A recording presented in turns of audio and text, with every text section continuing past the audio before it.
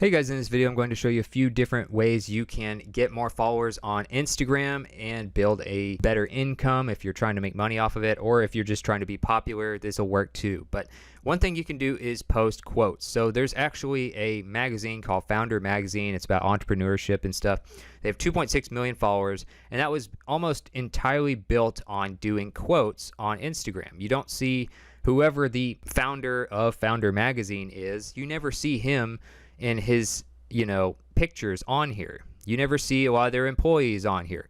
It's literally just quotes. And a lot of them are quotes from people that are just other business owners. And some of them don't even have a person in the picture at all. It's literally just the quote and a picture, or a quote and some fancy background or something. So literally look at Founder Magazine, kind of see how they structure these quotes.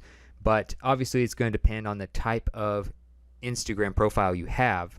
And like if you're just a general person on Instagram, you can just do stuff that everybody can relate to in life, funny stuff, memes, quotes, that kind of stuff. If you do, say maybe you're a coach, maybe you're a fitness coach, you can do motivational quotes about fitness or working out and things like that. There's a lot of different ways you can go, but you can do quotes, and that usually does well. Another thing you can do is post a picture of your pets. Pretty much no matter what kind of Instagram profile you have, the occasional picture of your pets kind of gets people probably to trust you more, to really relate to you, because a lot of people have a dog or a cat or some kind of pet. And so if you look at something like Joe Rogan is very popular on Instagram, and obviously he's a very famous podcaster and commentator. But if you look at his Instagram, a lot of times the pictures of him with his dog have a lot more engagement than regular pictures. Now obviously his videos do really well, but videos and pictures of his dog a lot of times are the ones that do the best. That is just a great way for you to get more engagement and to just kind of show off your dog. It's an easy thing you can do without having to be on them. How about a video of the dog? 1.3 million views. That's a very popular video. Then you have another one, 334,000 likes, whereas a lot of these have 100,000, maybe 200,000 likes if it's just a regular picture. So that's another thing you can do, post pictures of your pets. Obviously, people love to laugh. People love stuff where, something quick happens in a video that's really crazy or really funny. And someone who does this very well is Derek Lewis. He's actually a UFC fighter. A lot of people probably don't even realize that he's a fighter, or they don't even watch fights. When they follow him, he has 1.8 million followers. He probably has more followers than a lot of even, better or more popular fighters, but his Instagram is really popular because he has lots of just short videos of people doing crazy stuff and it backfiring or something like that, or just really funny clips that you might find on like Reddit or something like that. Now, I don't know where he gets these. You might want to figure out a way for you to get these, of course, and get permission. You can find a lot of these types of videos on Reddit, but you might want to message the person who posted it first to get their permission. But this is just another example of stuff you can post that does really well. Short, funny videos of people doing crazy stuff. Now, if you're into gaming, or maybe you're just a gamer on the side, maybe gaming's not even your primary thing, you can look at something like what Ninja does. He posts just like short clips of crazy things that happen in his game. Obviously, you can't do long videos at all on Instagram, but he will do like a highlight kill or a highlight win or a highlight fail or something like that, or just something crazy that happened while he was gaming. So, a lot of these other ones are him and maybe his wife or something, but a lot of these are videos of him actually playing a game, and they'll get like 1 or 2 million views on every one of them. So another thing you can do if you're a gamer, just post short clips of kills, of fails, of, just highlights that happen or something like that. Now let's go back to the Joe Rogan example. If you have a blog, a podcast, or a YouTube channel, one thing you can do is post a picture that advertises, your latest guest or your latest topic or whatever it is. So if you're a podcast, for instance, a lot of times you're interviewing somebody. What he does, he posts a picture of the latest episode and the name of the episode, who's on the episode, who he's interviewing, and all of that. So that's another popular thing that you can do to just kind of keep having fresh content and to get more people to check out your latest blog post or video. Another popular thing a lot of Instagram influencers are doing like Lewis Hawes, for instance, with 1.6 million followers. They post their Twitter posts on Instagram. So they'll have like a screenshot of their Twitter post and post it on Instagram. And a lot of times it's just a quote or some advice or something like that. So that's just a quick and easy way to not only post on Instagram and to stay active on Instagram, but to also grow your Twitter following. So if you ever want to cross promote those two, definitely do something like what Lewis Hawes does, and you can find a way for you to just take a screenshot of it. It looks very simple. You don't have to have any kind of graphic designer to do this, and then you can cross promote them. Okay, so back to Joe Rogan again. This is probably the last time I'll mention him, but he does a lot of very good Instagram posts that he might not even realize are very popular ways to build a following. But for instance, if you do videos or images of your office, your home, whatever it is, maybe your gaming room, if you're a streamer, these types of things do very well on Instagram, because it's obviously a visual platform and people love to see behind the scenes stuff. So like if you were, say, an actor and you posted a picture of your movie set, people would love that. Now if you're a gamer, you can post a picture of your gaming setup. People love that stuff. He's a podcaster. He posts a picture of his new podcasting studio, which is custom and looks really cool. So it got a lot more engagement than the average image on his platform. So 803,000 likes. That's really high. So that's another thing you can do. Post an image of behind the scenes stuff of where you work, where you stream, where you live, things like that. Another thing you can do is kind of motivational type stuff, or accountability is another way you can think of it. But you look at someone like Jocko Willink, former Navy SEAL and podcaster, entrepreneur. He's doing a lot of stuff now, but he's also a guest on some other podcasts like the Joe Rogan Experience, Tim Ferriss Show, and he has his own podcast. But 1.7 million followers. He doesn't do anything real crazy on Instagram, but yet he has so many followers. And what it does is just kind of inspires people to work out. And some of the people who interview him, like Joe Rogan, have actually mentioned that it inspires him to work out because he sees a picture of Jocko's watch every day that's like 4:30 in the morning, showing that he's about to work out and that he's awake. And it shows the day, it shows the time, and all that stuff. And then he'll show what he calls an aftermath post, which is basically what he used for his workout at 4:30 a.m.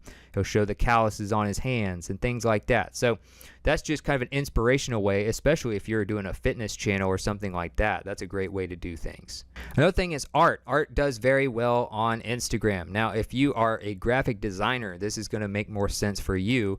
But if you look at, say, the Kaiser, follow him if you're interested in cars and graphic design. 719,000 followers. That'll definitely keep going up because he posts some really cool stuff. So he will make these custom cars. He'll take an existing car and he'll use his graphic design skills and software to create body kits for these cars and different backdrops and all kinds of stuff. Like, you can't even hardly tell that this isn't a real car because that's how good he is.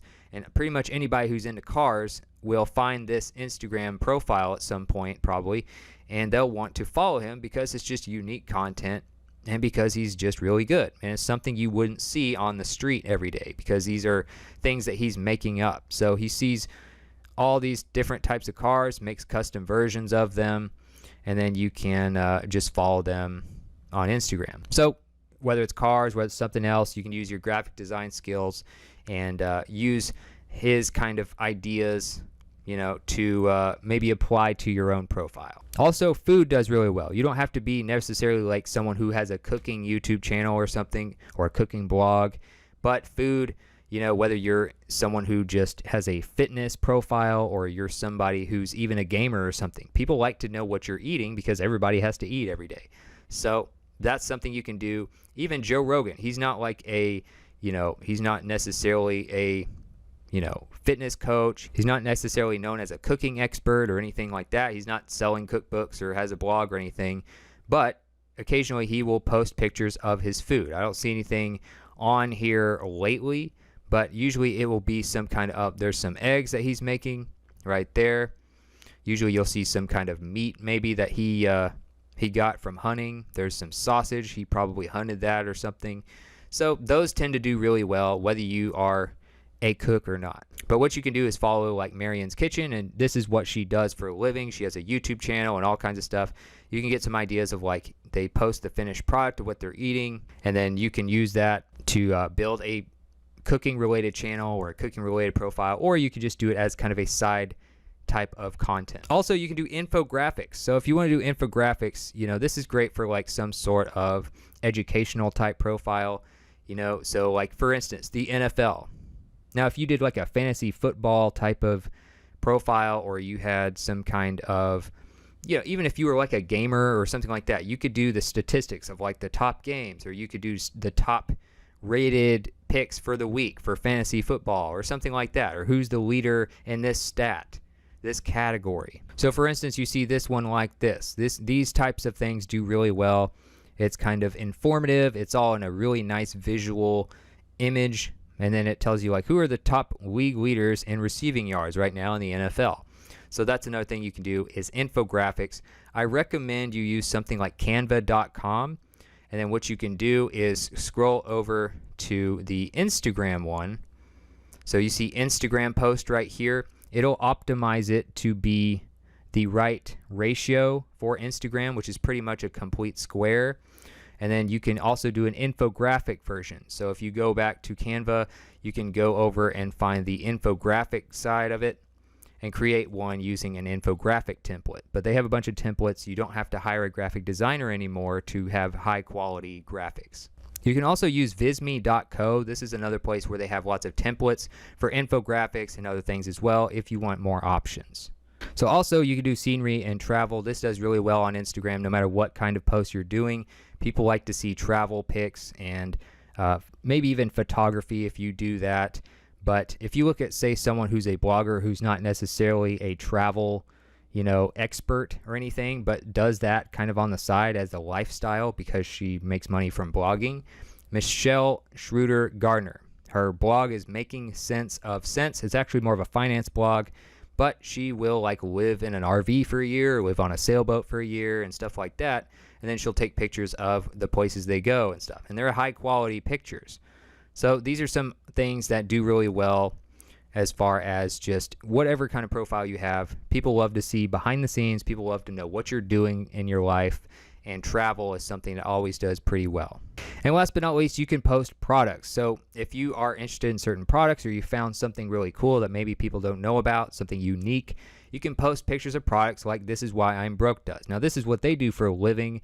So they're going to have a lot of just nothing but products that you might not have seen before that are just kind of weird. But if you have a profile related to something very specific, whether it's fitness, whether it's gaming or something like that, obviously you want to stick to products related to that and not just post random products of all sorts of stuff. But posting products can be really cool, and you can earn affiliate income from them if you have a blog or YouTube channel to send them to when they click on these. So those are just some other things. Maybe products you're using, of course, is very good. And that could even lead to sponsorships if you want to be an influencer later on, because that's usually what it involves, is you taking a picture of yourself using a company's product, and then that company pays you. So those are just a few different very popular types of Instagram posts you can do without you having to show your face, without you having to be in them, looking like a model and all that stuff. So hopefully this was helpful, and I'll see you in the next video.